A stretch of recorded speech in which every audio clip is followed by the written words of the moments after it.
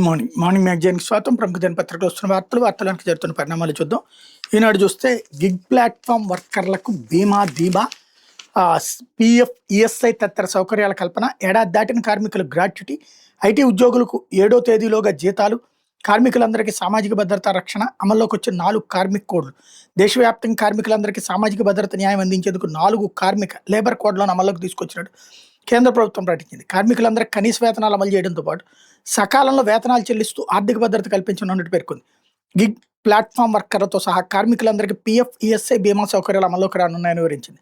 దేశంలో ప్రస్తుతం అమల్లో ఉన్న 29 కార్మిక చట్టాల స్థానంలో రూపొందించిన వేతనాల కోడ్ 2019, పారిశ్రామిక సంబంధాల కోడ్ 2020, సామాజిక భద్రతా కోడ్ 2020, వృత్తిపరమైన భద్రత, ఆరోగ్యం, పని ప్రదేశాల్లో పరిస్థితులు కోడ్ 2020, ఈ 4 కార్మిక కోడ్లను దేశవ్యాప్తంగా ఒకేసారి శుక్రవారం నుంచి అమల్లోకి తీసుకొచ్చింది.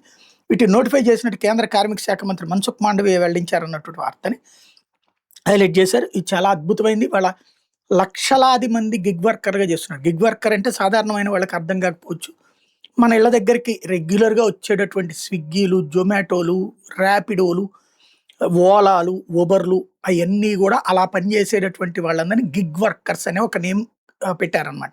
అది ఇంటర్నేషనల్గా వస్తున్నటువంటి పేరుని ఇక్కడ కూడా వాడారనమాట. కాబట్టి ఆ గిగ్ వర్కర్లకి ఒక సెక్యూరిటీ ఇస్తున్నారు. ఇది మామూలుగా ఏంటంటే కొట్లో గుమస్తాలకి సెక్యూరిటీ ఉండకపోతే కార్మిక చట్టం ఉంటుంది. బట్ ఆ చట్టాలు సక్రమంగా ఈ చట్టాలు సక్రమంగా అమలు చేయాల్సి ఉంటుంది. ప్రైవేట్ కంపెనీలో మేము కూడా పనిచేసినటువంటి సమయంలో ఖచ్చితంగా కంపెనీల్లో ఇంత అంటే చిన్న ఒక సంస్థలో ఇంతమంది సిబ్బంది కంటే ఎక్కువ ఉంటే ఆటోమేటిక్గా పిఎఫ్లు, ఈఎస్ఐలు అవి కల్పించాల్సి ఉంటుంది అనమాట. అట్లాగా లేకపోతే ఏప్రిల్ 1 నుంచి అందరికీ ఆరోగ్య బీమా, సంజీవని ప్రాజెక్ట్ దేశానికి దిక్సూచి, పీపీపీ వైద్య కళాశాలల్లో ప్రజలకు మేలు, వైద్యారోగ్య శాఖ సమీక్షలో సీఎం చంద్రబాబు రాష్ట్రంలో 2026 ఏప్రిల్ 1 నుంచి అందరికీ ఆరోగ్య బీమా, యూనివర్సల్ పాలసీ, హెల్త్ పాలసీని అమల్లోకి తేవాలని ముఖ్యమంత్రి చంద్రబాబు అధికారులు ఆదేశించారు. రాష్ట్ర సచివాలయం వైద్యారోగ్య శాఖపై శుక్రవారం ఆయన సమీక్షించారు. పేద ధనిక తేడా లేకుండా అందరికీ యూనివర్సల్ హెల్త్ పాలసీ అందుబాటులోకి తెస్తున్నామని సీఎం తెలిపారు.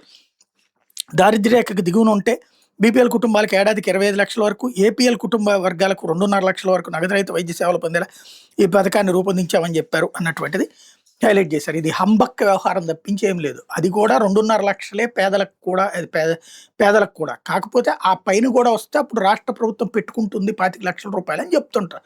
అదే ఆరోగ్యశ్రీ కింద ఉంటుంది. ఇప్పుడు ఆరోగ్యశ్రీకే బిల్లులు ఎవరికి తీసేస్తే అక్కడ రేపు పొద్దున్న నడుస్తా. ఇంకోటి యూనివర్సల్ హెల్త్ కార్డు వచ్చిన తర్వాత ఇప్పటికే ఆరోగ్యశ్రీ వల్ల ఆసుపత్రులు ఎట్లా తయారైపోయినాయంటే ఏ పేషెంట్ కూడా విడిగా డబ్బులు కట్టట్లేదు. అక్కడికి వెళ్ళిపోయేసి ఆరోగ్యశ్రీ కార్డు చూపెడతా వచ్చారు. దాంతో ఆసుపత్రులు ఖచ్చితంగా ఆరోగ్యశ్రీ మీద ఆధారపడి బతకాల్సిన పరిస్థితి వచ్చింది. వ్యవస్థ చిన్నాభిన్నం అయిపోయింది. ఇవాళ అందుకని డబ్బులు ఇవ్వకపోతే ఆసుపత్రులు మూసుకునే పరిస్థితి అయిపోయింది. దానికి పరిష్కారం ఏంటి అంటే 2 సైమల్టేనియస్గా నడవాలి. ప్రభుత్వ రంగం వైపు నుంచి నడవాలి, ప్రైవేట్ రంగం వైపు నుంచి నడవాలి. ఇప్పుడు అట్లా నడవనివ్వని శాంత యూనివర్సల్ హెల్త్ కార్డు అంటే ప్రతి ఒక్కళ్ళు కార్డు తీసుకుని వెళ్తారు. ఇంకెవరో కట్టను అంటే వదిలిపెట్టేస్తారు డాక్టరు. యూనివర్సల్ హెల్త్ కార్డులో ఇన్సూరెన్స్లో మొత్తం డబ్బులు ఇన్సూరెన్స్ కంపెనీ ఇస్తుందా? ఇవ్వదు. ఇందులో అక్కడ బార్గెనింగ్ బీన్ అవుతుంది. ఇది ప్రభుత్వానికి ప్రయోజనం అంటే లాంగ్ రన్నింగ్లో పెద్ద దెబ్బ. అది తెలియట్లేదు వాళ్ళకి. తెలిసిన రోజున ఈ ముక్కని గుర్తుపెట్టుకోవాలి. తెలిసిన రోజున ఇబ్బంది పడతారు. లేకపోతే క్వింటాల్ 5,000కి ఇస్తారా, 6,000కి ఇస్తారు. గ్రామాల్లో పత్తి రైతుతో వ్యాపారుల వేరాలు, సీసీఐ కేంద్రాల్లో తేమ ఉంది, రంగు మారిందట్టు సతాయింపులు, చేసేది లేక ప్రైవేట్గా నష్టానికి అమ్మకం, పలు గ్రామాల్లోని తొలితీత తర్వాత దున్నేస్తున్న ఎన్నో కష్టాలకు వచ్చి పండించిన పత్తిని అమ్ముకోవడం రైతులకు సమస్యగా మారి చాలా గ్రామాలకు క్వింటాల్ 5,000కి ఇస్తారు, 6,000కి ఇస్తారని ప్రైవేటు వ్యాపారులు అడుగుతున్నారు. ఈ రేటు మద్దతు ధర పొట్టి పింజ 7,715, పొడవు పుంజ 8,100 పత్తితో పోలిస్తే సగటును క్వింటాల్కు 2,500 తక్కువ. పత్తి తీత ఖర్చులు క్వింటాల్కు 2,000 దాకా అవుతున్నాయి. వ్యాపారులకు కాకుండా భారత పత్తి సంస్థ సీసీఐ కేంద్రంలో అమ్ముదామని తీసుకెళ్తే తేమ ఉంది, రంగు మారిందంటే నిబంధనల పేరుతో సిబ్బంది సతాయిస్తున్నారు. అంతో ఎంతో ధర తగ్గించి తీసుకునేందుకు ససేమిరా అంటున్నారు. చేసేది లేక తక్కువ ధరకే ప్రైవేట్ వ్యాపారులకు అమ్ముకుంటున్నారు. నిన్ననే అచ్చెన్నాయుడు గారు చాలా గొప్పగా చెప్పుకొచ్చారు, మేము అద్భుతంగా చేసాం పరిష్కారం అని చెప్పి. బట్ ఇక్కడ రివర్స్ అవుతుంది. పోలీస్ శాఖ కళంకం తెచ్చిన సిఐ శంకరయ్య తొలగింపు, మాజీ మంత్రి వివేకానంద రెడ్డి హత్య కేసు విషయంలో పోలీస్ శాఖ కళంకం తెచ్చేలా వ్యవహరించిన పులివెందుల పూర్వ సిఐ శంకరయ్యను విధుల నుంచి తొలగిస్తూ కర్నూలు రేంజ్ డీఐజీ కోయ ప్రవీణ్ నిర్ణయం తీసుకున్నారు. వివేకానంద రెడ్డి హత్య జరిగిన విషయం తెలుసుకుని ఘటన స్థలానికి వెళ్లిన శంకరయ్య పోలీసు అధికారిగా చట్టపరంగా తన బాధ్యతలు నిర్వర్తించడంలో ఘోరంగా విఫలమయ్యారు. మృతదేహం పడి ఉన్న తీరును బట్టి అది హత్య అని స్పష్టంగా తెలిసినప్పటికీ ఆ విషయాన్ని బయటపెట్టలేదు. నాటి పోలీసు ఉన్నతాధికారులకు కూడా సరైన సమాచారం ఇవ్వకుండా తాత్సారం చేశారు. నిందితులు హత్య చేసిన విషయాన్ని కప్పిపుచ్చడానికి, గుండెపోటుగా చిత్రీకరించడానికి ప్రయత్నిస్తున్న వాటిని ఆయన ఖండించలేదు. తన కళ్ళు ఎదుర్కొన్న ఘటన స్థలంలో సాక్ష్యాలను ధ్వంసం చేయడానికి కొందరు ప్రయత్నిస్తున్నప్పటికీ వారిని శంకరయ్య నిలువరించలేదని ఉన్నతాధికారులు గుర్తించారన్నటువంటి వార్తని హైలైట్ చేశారు. ఇక్కడ ఇదేంటంటే ఆ ఆడలేనమ్మ మధ్యలో ఓడు అన్నటువంటి సామెత. జగన్ ఏమి చేయలేక కిందోళ్ళను పట్టుకుని ఏడిపించుకుదంటున్నారు. అక్కడ మర్డరు అన్నటువంటిది శంకరయ్య వెళ్ళింది ఎప్పుడు? వెళ్ళేటప్పటికే ఆ శవాన్ని బయటికి తీసుకొచ్చారని కదా ఇప్పటిదాకా వార్తల్లో రాసింది. అప్పుడు శంకరయ్య వెళ్ళేటప్పుడు శవం బయటకు వచ్చేసింది. అక్కడ ఎట్లా తెలుసుద్ది? ఆ తర్వాత శంకరయ్యే చెప్పింది అది మర్డర్ అన్నటువంటి పాయింట్. శంకరయ్యకి ఆ భాస్కర్ రెడ్డి వీళ్ళు చెప్పడంతోనే తేలింది. ఫస్ట్ ఈ కథ అంతా నడిపించినటువంటి ఆ ఎర్రగంగిరెడ్డి, ఎవరికి అందరి కళ్ళు ఎదురుకుండా మాయ చేసినోడు. ఆ ఎర్రగంగిరెడ్డి అండ్ గ్యాంగ్ ఎందుకు చేశారన్నది ఓపెన్ సీక్రెట్. బట్ దాన్ని దాచేస్తూ నిజాలను అబద్ధాలుగా, అబద్ధాలను నిజాలుగా చేస్తూ చేస్తారు. ఇప్పుడు ఇందులో ఏమైంది? ఇన్నేళ్ల తర్వాత ఇప్పుడు డిస్మిస్ అంటే కుదురుద్దా? మళ్ళీ కోర్టుకి వెళ్తే కొట్టేస్తారు. ఈ ప్రభుత్వం ఉన్నంత వరకు స్టేలో లేకపోతే సిద్ధార్థ లోద్రాతో సాగతీతలో నడిపించుకురావచ్చు. మళ్ళీ రేపు ప్రభుత్వం వచ్చిందంటే కోర్టు ఆదేశం ఇచ్చిందని చెప్పేసి ఇచ్చేస్తారు. లేదా ఈ ప్రభుత్వ హయాంలోనే కోర్టు ఆదేశాలు ఇచ్చినా నడుస్తుంది. ట్రిబ్యునల్కి వెళ్ళైనా సరే తెచ్చుకోగలుగుతారు. కాబట్టి కొన్ని రోజుల పాటు ఇబ్బంది పెట్టినట్టు ఉంటుంది. అంతకు మించి ఏం లేదు. దానికి కారణం ఏంటంటే మొన్న చంద్రబాబు గారు మాట్లాడిన దాంట్లో ఈయనే నిందితుడు, సిఐఏ శంకరయ్య నిందితుడు అంటే అట్లా నేను నిందితుడిని అక్కడ చెప్పారు. సిబిఐ కూడా నన్ను సాక్షిగానే చూపించింది అట్లా అని చెప్పేసి ఆయన నోటీస్ ఇచ్చారు. అది దాని కారణంగా కక్ష తెచ్చుకున్నారు. అంత మించి ఏం లేదు.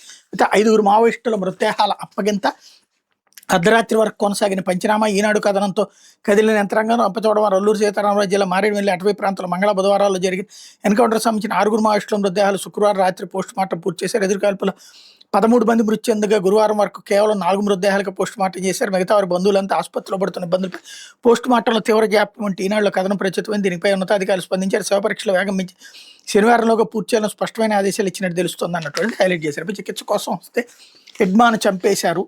మారేడుమిల్లి ఎన్కౌంటర్ అంతా కట్టు కదా. మావోయిస్టు పార్టీ అధికార ప్రతినిధి అభయ్, కేంద్ర కమిటీ సభ్యుడు దండకారణ్య స్పెషల్ జోనల్ కమిటీ కార్యదర్శి మాడ్వి హెడ్మా, ఆయన భార్య మడకు రాజేలు మరికొందరితో కలిసి వైద్య చికిత్స నిమిత్తం విజయవాడకు రాగా నిరాయుధులుగా ఉన్న వాళ్ళని పోలీసులు పట్టుకుని కాల్చి చంపేశారని మావోయిస్టు పార్టీ ఓ ప్రకటనలో ఆరోపించింది. వాళ్ళని హత్య చేసిన తర్వాత మారేడుమిల్లి ఎన్కౌంటర్ పేట కట్టు కథ అల్లారని పేర్కొంది. వీటిని ఖండిస్తూ నవంబర్ 23 దేశవ్యాప్తంగా నిరసనగా పాటించాలని పిలుపునిచ్చింది అన్నటువంటిది హైలైట్ చేశారు. ఇంతకుముందు కూడా మనం మాట్లాడుకున్నాం. ఇందులో ఏదో దాస్తున్నారు పోలీసులు అన్నటువంటిది అదే ఇప్పుడు స్పష్టమవుతుంది. అతను లేకపోతే అంత ఈజీగా ఎలాంటి తుపాకీ కాల్పులు పోలీసులకి ఏమీ తగలకుండా, ఏ దెబ్బలు తగలకుండా హెడ్మా లాంటి వాడు చచ్చిపోవడం, లేకపోతే అంతమంది దొరికిపోవడం జరగదు. సంథింగ్ ఏదో ఉందన్నది వాస్తవంగా. ఇది కూడా హాస్పిటల్ ట్రీట్మెంట్ కూడా ఉండకపోవచ్చు. వీళ్ళకి కూడా అబద్ధాలు చెప్తూ ఉండొచ్చు. హెడ్మా ఆసుపత్రి ట్రీట్మెంట్ తీసుకుని కాకినాడ పోర్టు దగ్గర నుంచి శ్రీలంక వెళ్ళిపోవాలని ప్లాన్ చేసుకున్నాడు తన దళంతో. అందుకని ఆ దళాన్ని ముందు పంపించేసి ఇక్కడ అద్దెలకు ఉన్నట్టు చేసి ఆ తర్వాత తను కూడా వచ్చేసి వెళ్దాం అనుకున్నప్పుడు పట్టుకుని ఉంటారు. లేకపోతే సాక్షి, అరటి రైతు ఆశలు గెల్లంతు అంటూ పంటదారులు దారుణంగా పతనంతో కుదేలైన అన్నదాతలు టన్ను 500 అంటే కేజీ ₹100 పడిపోయిన వైనం. ఎకరాకి 1,50,000 పెట్టుబడి 15,000 రావడమో కష్టమే. 3 ఏళ్లుగా టన్ను 25,000, ప్రస్తుతం 1000 లోపుకి ధరామాంతంగా పడిపోతున్న పట్టించుకొని చంద్రబాబు ప్రభుత్వం వరి, పత్తి, మిర్చి, టమోటా, మామిడి, మొక్కజొన్న, కంది, కొబ్బరి, వేరుశెనగ 18 నెలలుగా రాష్ట్రంలో పంట ఏదైనా అన్నదాతకు మిగిలింది ఆక్రందనే. అన్నదాత సుఖీభావ కింద ఏటా 20,000 ఇస్తామని మోసం. తొలి ఏడాదిగా నిస్సిగ్గుగా ఎగ్గొట్టిన చంద్రబాబు ప్రభుత్వం 2 ఏళ్లకు ప్రతి రైతుకి ఇవ్వాల్సింది 40,000, కానీ ఇచ్చింది 10,000. అడ్డగోలు కోతలతో 7 లక్షల మందికి ఎగవేత. కౌలు రైతులకు గుండు సున్నా. ఇన్పుట్ సబ్సిడీ, ఉచిత పంటల బీమాను గాలికి వదిలేసిన బాబు సర్కార్. మద్దతు ధరల గురించి ఎంత తక్కువ చెప్పుకుంటే అంత మంచిది. పరిస్థితి ఇలా ఉండగా అన్నదాతకు అనుకోకుండా చంద్రబాబు కొత్త డ్రామా. అన్నదాతలు ఆదుకోకుండా చంద్రబాబు కొత్త డ్రామా. రైతన్నా మీకోసం పంచసూత్రాలంటూ మభ్యపుచ్చే ఎత్తుగడ. వైఎస్ జగన్ ప్రభుత్వంలో అరటి రైతుకు మహర్దశ. ఏటా పెరిగిన సాగు విస్తీర్ణం, అందుకు తగ్గట్టే భారీగా దిగుబడులు. రికార్డు స్థాయిలో టన్ను 30,000కు పైగా పలికిన ధర. ఎగుమతుల్లో ఘనత. 5 ఏళ్లలో 3 లక్షల టన్నులు ఎగుమతి. అనంతపురం నుంచి ముంబైకి ప్రత్యేకంగా కిసాన్ రైలు అన్నటువంటిది హైలైట్ చేశారు. అంటే కృష్ణా జలాలపై రాష్ట్ర హక్కుల పరిరక్షణలో ఇంత నిర్లక్ష్యమా? చంద్రబాబు సర్కార్ నిర్వాకాలను ఎండగడుతూ వైఎస్ఆర్సీపీ అధ్యక్షుడు వైఎస్ జగన్ లేఖ. KWDT 2లో రాష్ట్ర ప్రభుత్వం తరపున దాఖలు చేసిన అఫిడవిట్ మీ నిర్లక్ష్యానికి నిరసన. బచావ్ ట్రిబ్యునల్ అవార్డును పునఃసమీక్షించడం. అంతరాష్ట్ర నదీ జల వివాదాల చట్టం ప్రకారం చట్టవిరుద్ధం. విభజన చట్టం 11వ షెడ్యూల్ బచావ్ ట్రిబ్యునల్ కేటాయింపులు యథాతథంగా కొనసాగించాలని చెప్పింది. KWDT 2కి కేంద్రం 2023లో జారీ చేసిన అదనపు మార్గదర్శకాలు చట్టవిరుద్ధం అని సుప్రీంకోర్టులో కేసు వేశాం. ఆ కేసులో సమర్థంగా వాదనలు వినిపించడంలో బాబు ప్రభుత్వం ఘోర వైఫల్యం అన్నటువంటిది హైలైట్ చేశారు. అయితే ఆలస్యమైన న్యాయం గెలుస్తుంది. ఏసీబీ కోర్టులో చెప్పిన మాటలపై చెవిరెడ్డి బహిరంగ లేఖ. 3 దశాబ్దాలుగా రియల్ ఎస్టేట్ వ్యాపారం చేస్తున్నా, ఇప్పుడు నా పిల్లలు కొనసాగిస్తున్నారు. నిజాయితీగానే క్రయ విక్రయాలు చేశాం. రియల్ ఎస్టేట్ వ్యాపారానికి అన్యాయంగా లెక్కన ముడిపెట్టారు. నా జీవితంలో మద్యం అన్న మాటకు చోటే లేదు. అవాస్తవాలతో మా కుటుంబంపై బురజల్లడం దారుణం అన్నటువంటిది హైలైట్ చేశారు. చంద్రబాబుకు నోటీసులు ఇచ్చిన సీఐ డిస్మిస్, మానసిక వేదన గురి చేశారంటూ సీఎంకు నోటీసులు ఇచ్చిన శంకరయ్య, అబద్ధాల ప్రచారంతో పరువు నష్టం కలిగించారని ఆవేదన, వ్యక్తిత్వ హననం చేసినందుకు 1.45 కోట్ల పరిహారం డిమాండ్.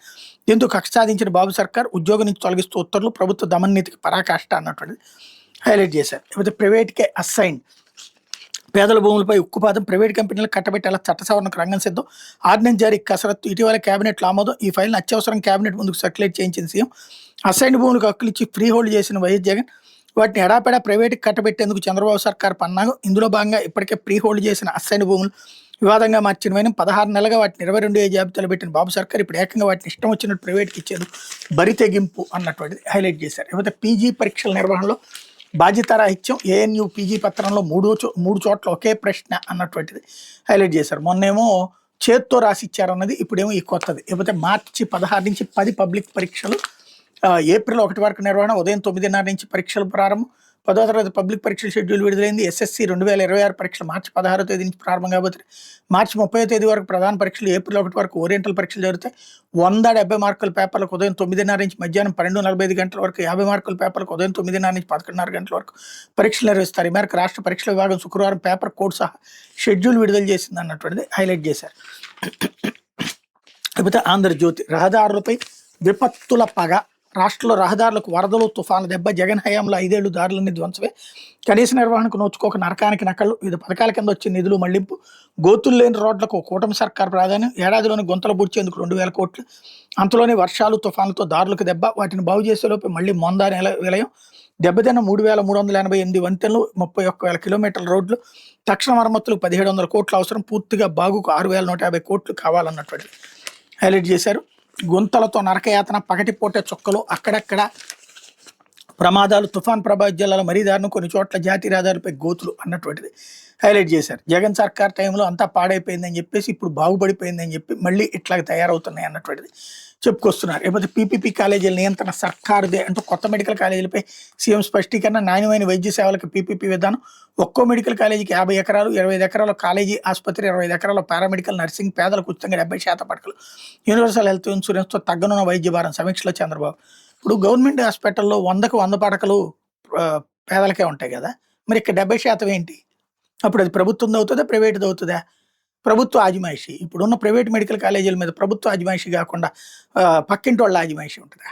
కామన్గా ఎవరికి జనాన్ని ఎలా మోసం చేయొచ్చు అన్నది నీచాతి నీచ పత్రిక యొక్క అలవాటు నడుస్తుందన్నమాట. లేకపోతే 3 ఏళ్లలో 17 లక్షల ఇళ్ళు, 2029 జనవరి కల్లా హౌసింగ్ ఫర్ ఆల్. సీఎం, పొరపాట్లు జరగకూడదు, జాప్యం చేయకూడదు, ప్రతి 3 నెలలకు ఒకసారి సామూహిక గృహప్రవేశాలు, వచ్చే ఉగాదికి 5 లక్షల మందికి ఇళ్ల తాళాలు, ఇక ఉమ్మడి కుటుంబాలను ప్రోత్సహిస్తూ ఇళ్ల నిర్మాణాలు చేపట్టాలి. టిట్కో గృహ నిర్మాణ శాఖపై చంద్రబాబు సమీక్ష, మీకోసంలో నేను పాల్గొంటా, ప్రజాప్రతినిధులు అధికారులు హాజరు కావాలి, నా లేఖను ప్రతి రైతు ఇంటికి అందించాలి, ఫుడ్ ప్రాసెసింగ్ యూనిట్పై దృష్టి పెట్టాలి, ఫార్మర్ యాప్తో అన్నదాత చెంతకు సాంకేతికత, వ్యవసాయ శాఖపై సమీక్షలో సీఎం చంద్రబాబు అన్నటువంటిది హైలైట్ చేశారు. కార్మికులందరికీ సామాజిక భద్రత, 4 కార్మిక స్మృతులు అమల్లో కేంద్రం చారిత్రాత్మక నిర్ణయం, అన్ని షిఫ్ట్లు, అన్ని రకాల పనులు, మహిళలు, కార్మిక చట్టాల్లో భారీ సంస్కరణలు, 29 చట్టాల స్థానంలో 4 కొత్త కోడ్లు, ఉద్యోగులందరికీ నియామక పత్రాలు, అందరికి కనీస వేతనాలు తప్పనిసరి, గిగ్ ప్లాట్ఫామ్ వర్కర్లకు నిర్వచనం, ఫిక్స్డ్ టర్మ్ ఉద్యోగులకి అటాచ్ సర్వీస్కి గ్రాట్యుటీ, 40 ఏళ్లు పైబడితే ఏటా వైద్య పరీక్షలు అన్నటువంటి హైలైట్ చేశారు. అయితే హెడ్మా ఎన్కౌంటర్ బూటకం అంటూ